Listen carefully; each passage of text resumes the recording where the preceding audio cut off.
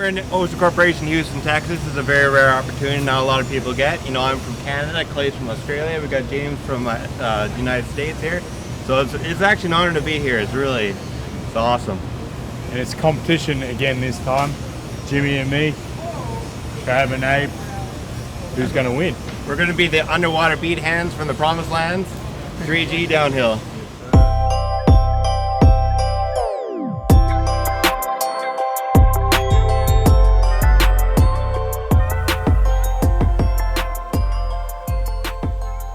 Hey there guys, it's just Travis here. Right now that's myself there putting on the Desco pot and just making sure everything's fit, everything's good. There is the one personnel from the Ocean Corporation. He is checking transmission for the radio, making sure everything, good communication and everything. There's a kill switch, or the knife switch. If you want the welding current on, you just yell hot, the welding current goes on, the knife goes down. If you want to break the arc, everything's good. The electrode you stopped welding, you stay cold. Then you lift the switch up. Now there's no current going through. And there's the little diver man on the Desco Corporation, the radio there. And that you can hear the voiceover. Welcome back, WeldTube family. We're back at underwater welding. This time I was with Travis, James, Klay, and myself. We were having a competition here. It was me and Travis against James and Klay. Richard is helping me put the helmet on. Along right now, he's attaching my welding lens to my helmet. I believe I was wearing a Shade 10. It was a Shade 10. There's Abraham putting on the Desco pot. And the way it works is, think of it this way. You have a glass. You submerge the glass vertically into a sink full of water. There's air inside the glass, so the glass does not fill fully all the way with water. Hey guys, we got Abe and Travis down there. They're going to share 40-minute times each, so 20 minutes each. They're just doing some practice runs on a T-joint, and then they're going to get into the 3G bevel plate, the comp plate. Yeah, we're only in 8 foot of water, so we don't need the bailout for the safety precautions because we've got rescue divers here, enough people. We get in any trouble. So yeah, we're all safe. We're all ready for this competition. There's myself under the water. I was having a little bit of trouble getting these electrodes started. They do have a coating on the tip of the electrode, which Klay will be showing you in a second here. But sometimes the tip of the electrode is not exposed to bare metal, and it can be a little bit tricky to try and break that and get the arc going. And here's a nice little arc shot. You have a lot of water actually running in front of your weld puddle, so it can be a little bit difficult to distinguish your weld puddle. Just taking the rubber coated end or wax coated end off the top of the rods so we can start them.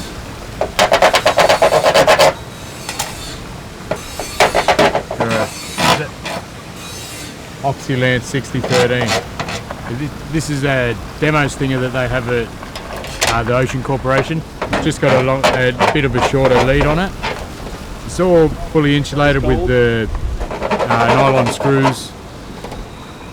Same principle as what we're using down there, just a screw type stinger. Pretty simple, exact same as what you'd use above ground, just a bit more insulation, I guess. Just counterclockwise loosen, clockwise tighten up, just go to it. Once you break arc, that wax coating will form around the end again, so just give it a bit of a scrape and just restart like normal. We're just here at the bottom here. This is sped up slightly just to show a little bit of welding, a little bit of cleaning, you know. With these 6013 electrodes, we'll just weld for a little bit, we'll clean it up.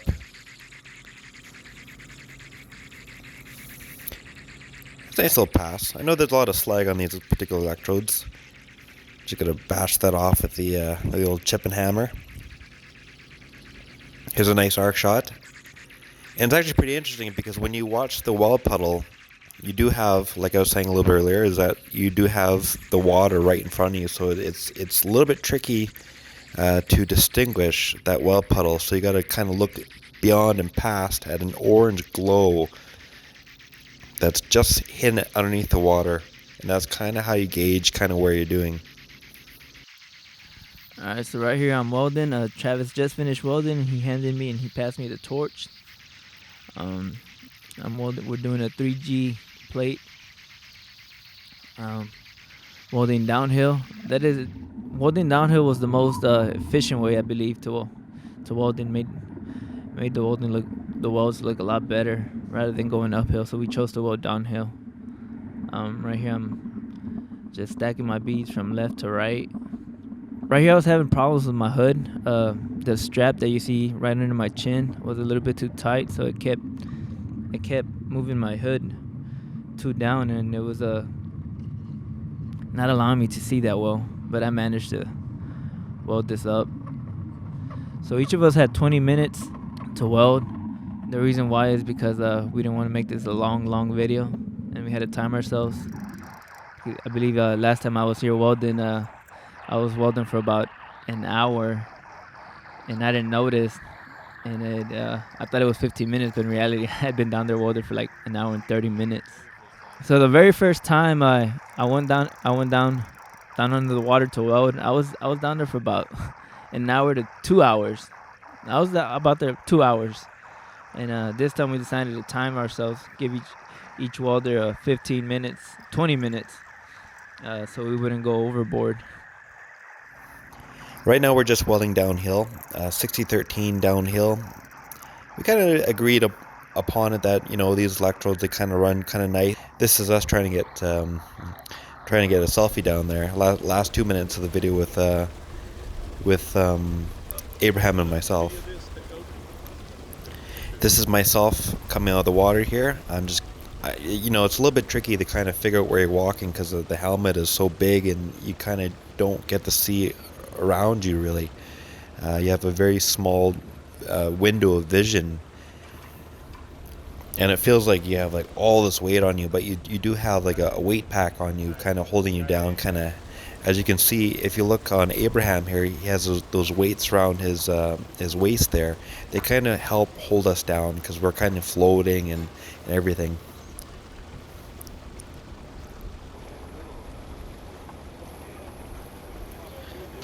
And we have a lot of, like, this is so much fun. This underwater welding is fun. It's something that you know, every welder at least once or twice or a couple times in their career, they should get the opportunity to experience it because it's something that's really cool and a lot of fun. So this is James and Klay now entering the water. Abraham and myself were the first guys. I'm in the water, lane 15.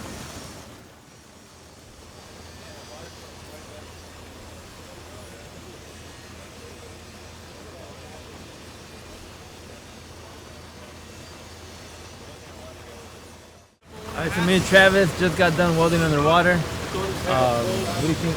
No.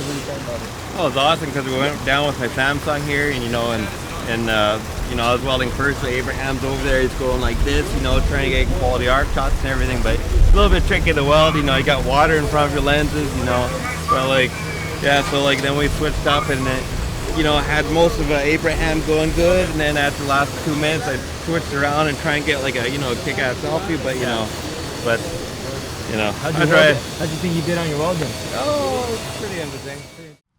So here we go. This is James. This is a video of me just jumping in. This was my first time. It's a little bit different, man. You got to keep more of a contact with your rod, but if you push too much, you'll start gouging. But this is real slow rod. I think it was a 60-13, if I'm correct.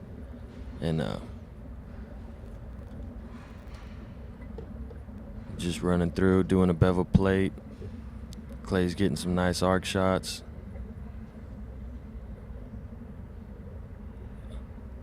It's really hard to see when you're underwater. There's so much bubbles. It's confusing at what you're looking at if you're not used to it.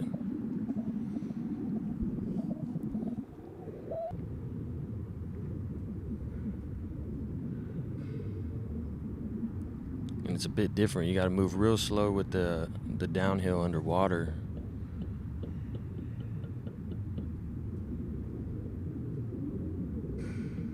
Move too fast, you won't get that slag off.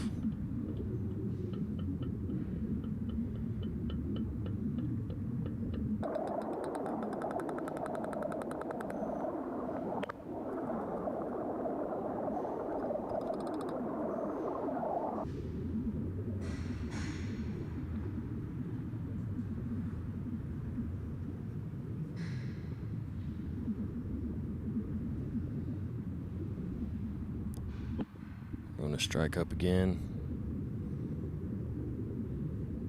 And just get right back in there.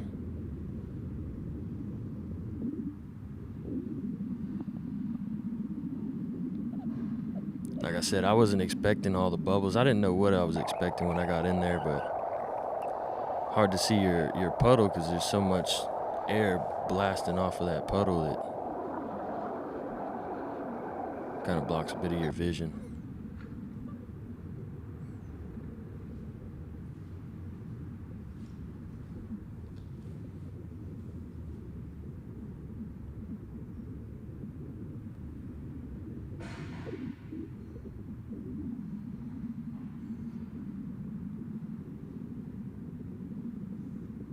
Here I am finishing up the root pass.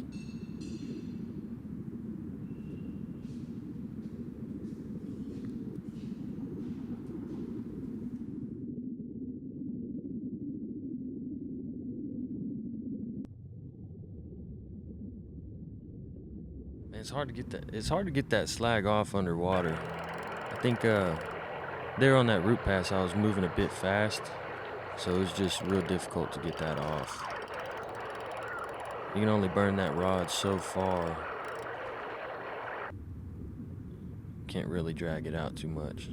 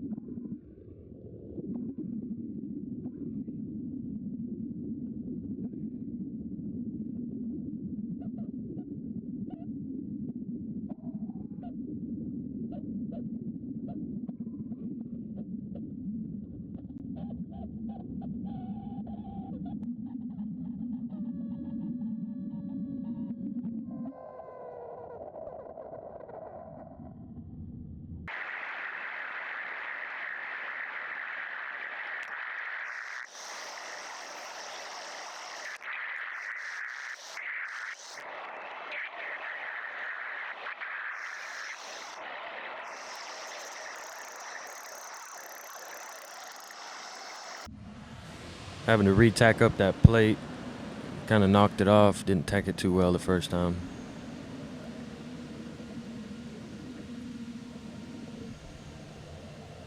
Coming in on the second fill pass. Like I said, it's more of a drag. When you're running 70-18, you're about an 1/8 inch. You're kind of floating off of the plate just a little bit. When you're doing your underwater, you have to keep that contact so the arc will stay established. So it's a little bit different.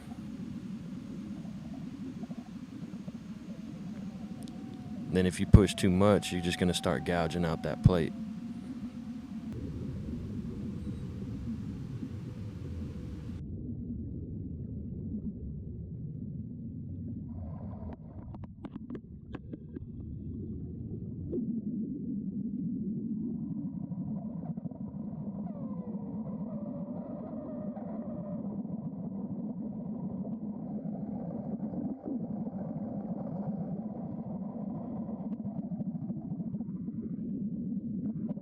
Now this is a great arc shot. It's exactly what I was seeing out of my weld lens.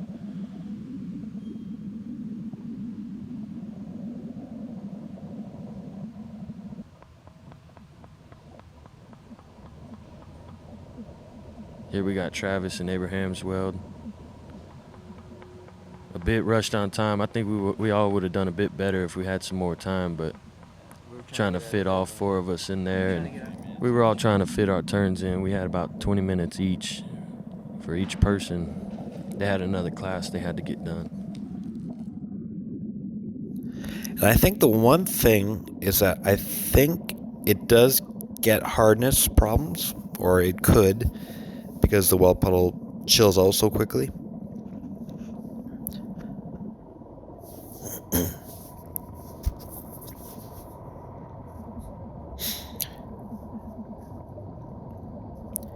There's all the water there. Nice air pockets and the bubbles and everything.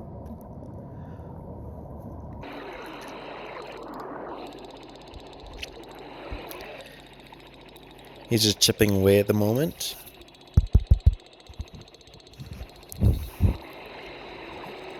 The only thing we forgot was a rod bucket. We forgot to bring a rod bucket down, but it was pretty good.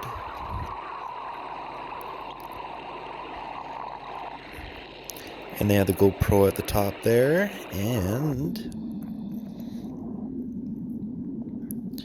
nice welding lens. So you can kind of see that it's a little bit difficult to see, but you have a lot of water there, and it just kind of runs in front of the puddle, and it kind of, and it's a little bit difficult to try and see that puddle definitely. But if you look at the puddle itself, you can see that orange glow, and you can kind of see like an outline of the weld puddle itself, so you kind of have an idea of what you're doing, like just kind of, sort of. I know when I was doing it, I was trying to figure out, okay, should I do like movements? Should I do any kind of manipulation? Should I just drag it? You know, trying different things. And I believe when I watched Klay, his arc shot later on, because I think the GoPro ran out of batteries, and then I think James just came up and grabbed my phone. It's like he grabbed my phone and then went back down, and so I was watching like arc shots on my phone here, and it came out really nice because you could watch like Klay weld, and it was like no movements. It was just like pipelining, you know, just the downhand, really nice movements, and just like the really nice puddle. Everything was like really, really nice. And I know at the end, I think Klay was almost done, and then they're like, "Oh, time's up." So they kind of stopped him, and he was like, "No, I was almost done." But he was almost done, and they definitely beat us. I know when I was doing the route, when I was first welding, I was doing 2.5 rods. You know, I was trying to figure out, okay, how am I going to run these rods, or what am I going to do with these electrodes? Because this is actually the second time I ran these electrodes, because I know we did underwater welding on the Saturday, and then underwater welding on, I believe, the Wednesday or Thursday it was. And second time using these rods. First time welding downhill with the 6013s, trying to figure out, okay, what am I going to do here?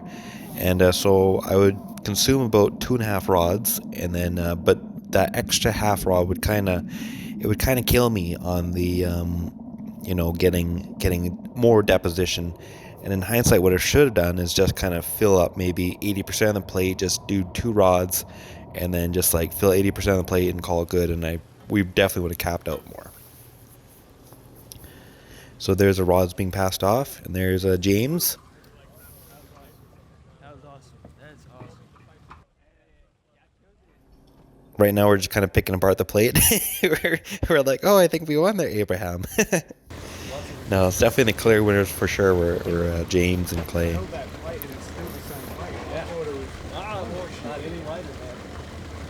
Well, some like fraction of a percent lighter because the water's basically there, not compared to no buoyancy.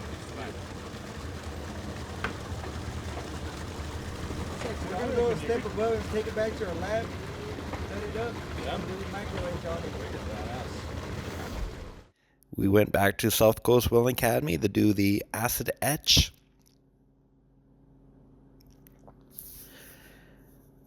Let's see here. This is actually really interesting because it's going to show our... Ooh, look at that.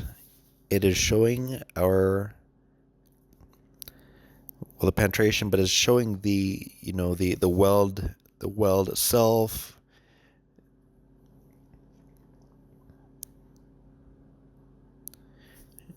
And that's pretty cool.